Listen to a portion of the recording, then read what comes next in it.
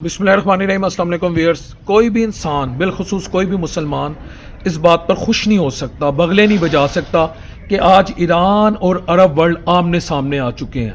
ये यहूदों ने सारा की साजिश तो थी, जो अब तकरीबन खुदा न ख्वास्ता मुझे 60% कामयाब होते नज़र आ रही है। लेकिन मेरे चंद सवालात हैं जो मैं पाकिस्तानियों से पूछना चाहता हूँ, जो मैं अहले इस्लाम से पूछना चाहता हूँ।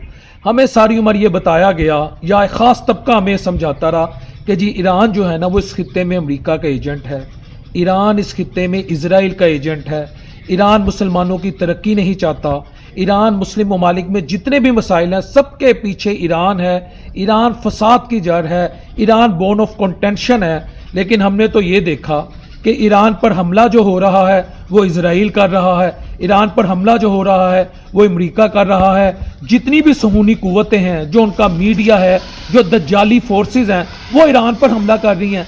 अगर ईरान उनका एजेंट हो, मेरा ये सवाल है, तो ईरान पर हमला क्यों हो? सवाल नंबर 1, इसका मुझे जवाब दे दीजिएगा।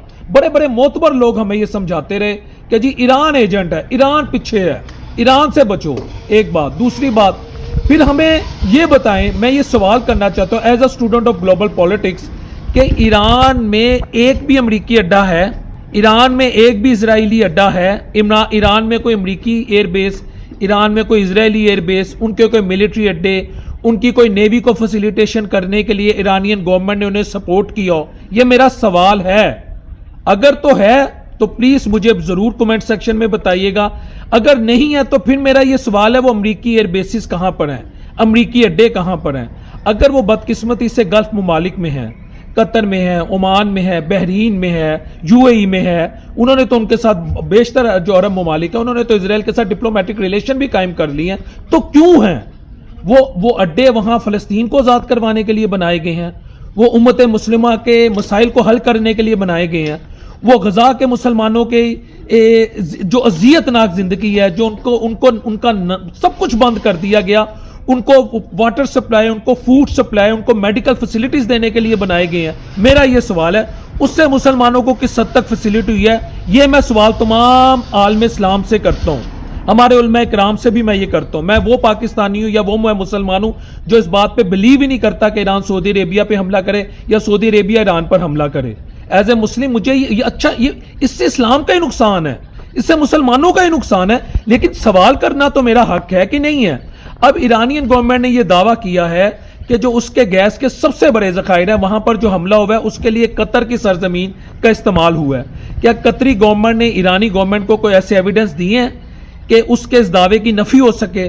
फिर उनके जो चीफ, वो सिक्योरिटी फोर्सेस के जो चीफ थे, जो सिक्योरिटी फोर्सेस के जो वो अभी शहीद हुए हैं, और उनको जो शहादत हुई है उसके लिए सऊदी अरेबिया की एयरबेस या उनकी सरजमीन इस्तेमाल हुई है, ये ईरानियन गवर्नमेंट दावा कर रही है, उनका मीडिया दावा कर रहा है। तो मेरा सवाल ये है कि क्या सऊदिया ने या ईरानियन या कतरी गवर्नमेंट ने ईरानियन गवर्नमेंट के इस दावे की नफी के लिए कोई टेंजिबल प्रूफ दिए हैं? ये मैं सवाल कर रहा हूं। देखें, बात यह है कि मैंने तो यही देखा है कि मसला ये है कि इस खित्ते का सबसे बड़ा मसला क्या, इस खित्ते का सबसे बड़ा मसला ये है कि यहां पर अमरीकी अड्डे हैं, यहां पर उनकी मिलिट्री बेसिस हैं, यहां उनकी एयर बेसिस हैं, और यहां इजरायली इन्फ्लुएंस बढ़ता जा रहा है, यहां इस खित्ते में अमरीकी इन्फ्लुएंस बढ़ता जा रहा है। अहले गजा की किसी ने बात नहीं सुनी, बैतुल मुकद्दस पर हमला हुआ, मस्जिद अक्सा की हुर्मत को पामाल किया गया। हमारा जो मुस्लिम वर्ल्ड है, हमारी जो ओआईसी है, हमारी जो गल्फ कंट्रीज हैं, हमारा ये जो यूनाइटेड नेशन है, दुनिया में so called human rights organisation है, ये सब सोई रही हैं, ये सब सोई रही हैं। अगर आज ईरान की तरफ से सऊदी अरेबिया पर हमला हो रहा है या कतर पर हमला हो रहा है या यूएई पर हमला हो रहा है, इसको मैं सपोर्ट नहीं कर रहा, लेकिन हमें इसकी कॉजेज को भी तो ढूंढना है कि हमें इसकी कॉजेज नहीं ढूंढनी। यहूदों ने सारा तो यही चाहते थे कि मुसलमान आपस में दस्तो गिरोबां हो जाएं, ये एक दूसरे को, और आज वही हो रहा है, उनकी साजिश कामयाब हो चुकी है। मैं आपको हकीकत बता रहा हूं, मैं उनकी साजिश कामयाब होते देख रहा हूं। और इस जंग में, ये मेरी बात याद रखिएगा, अगर अरब वर्ल्ड और ईरान आमने सामने आ गए, जो खुदा ना ख्वास्ता मुझे लग रहा है वो आ चुके हैं। आज 19 मार्च है, जुमेरात का दिन है, वहां पर वज़ीर खारजा के 12 ममालिक के, इस्लामी 12 ममालिक के वज़ीर खारजा की कॉन्फ्रेंस हुई है। आज सऊदी अरेबिया के जो डिफेंस मिनिस्टर है उन्होंने खुल के कायम अपना राइट्स रखते हैं ईरान पर हमला करने की। कतर ने के जो किंग है, जिन्होंने सोने का जहाज दिया प्रेसिडेंट ट्रंप को, उन्होंने ईरान के मिलिट्री अटैची और जो सफारतकार हैं उनको परसोना नॉन ग्रेटा, अगर मैं गलत नहीं हूं, वो डिक्लेयर करके, यानी नापसंदीदा ये डिक्लेयर करके उन्होंने कहा कि आप 24 घंटे के अंदर कतर छोड़ जाएं, तो ये बेसिकली तो फिर अरब वर्ल्ड और ईरान आमने सामने आ चुके हैं, और यही इजराइल, यही अमेरिका जो है ये साइड पे हो जाएंगे। मेरा आज अरब वर्ल्ड से, मेरा आज उन ममालिक से सवाल है जो अमेरिका को अरबों डॉलर्स देते हैं अपनी प्रोटेक्शन के लिए, कि अमेरिका उनकी प्रोटेक्शन में आया। मेरा ये सवाल है, जो इजराइल ने फ़लस्तीनियों पर जुल्म किया उस वक्त क्या मुसलमान इस तरह एक हुए?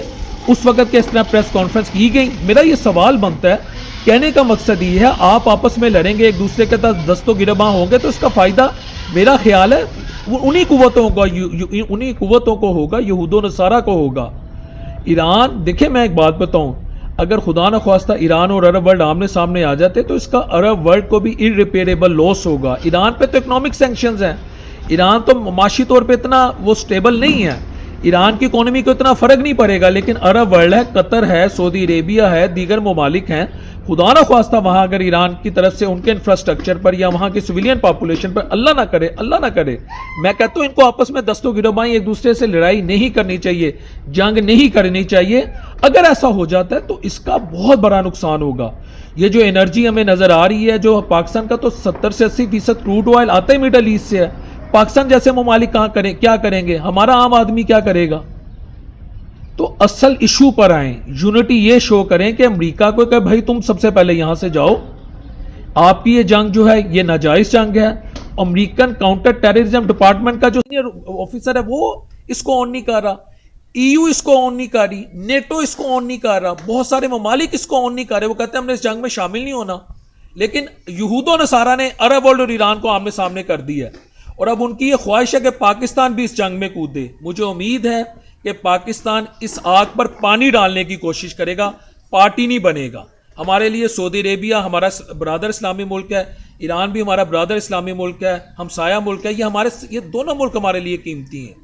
तो हमें इस आग में इंशाल्लाह ताला कूदना नहीं है, हमें इस पर पानी डालना है, और हमें अपने मुल्क के मफाद को सामने रखते हुए, उम्मत के मफाद को सामने रखते हुए वो रोल प्ले करना है कि उम्मत एक हो जाए, उम्मत जुड़े ना कि उम्मत टूटे।